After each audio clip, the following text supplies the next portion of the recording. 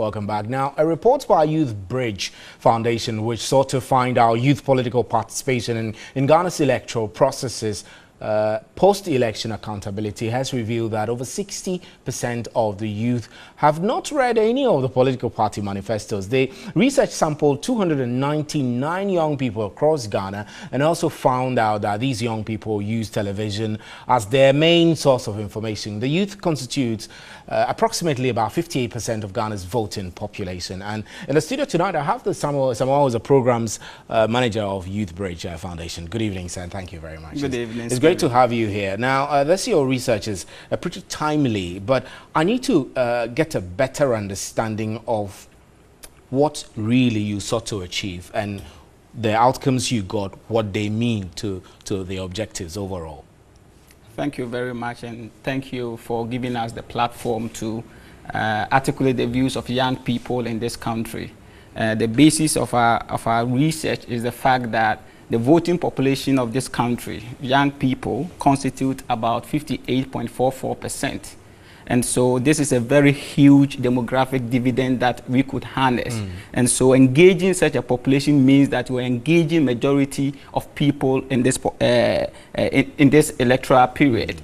And so this research was actually sought to address the concerns of young people on how far they have been engaged in the election process with the 2016 election as a standpoint, and how their views have been factored in the various policy outline, which is the various political manifestos which have been rolled out by the various political parties. I know that the majority of people who go to vote sometimes don't care about manifesto issues, but critically, I know civil society groups like yourself have been driving the discussion to the point where you demand that we must engage, at least have a fair understanding of what's in these manifestos. And you sample 299. Yes. 299. What is the constitution of this sample size?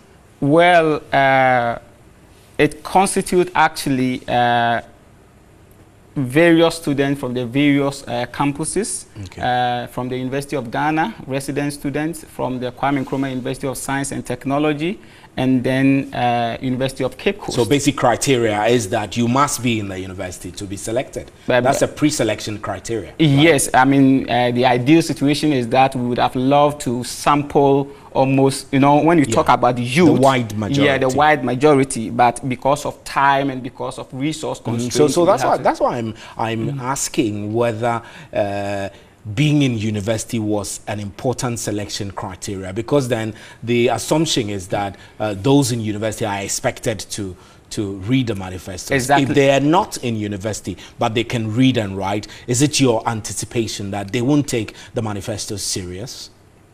Like we always say, you know, the university represents an academic environment, and so that is not to downplay those people who have not been able to be in the university, but one will expect that if you are at the university level, you should be able to be involved in certain political processes. Your interest in key policy issues should not only be interest, but you should get the facts as presented by the various political parties. Exactly the point.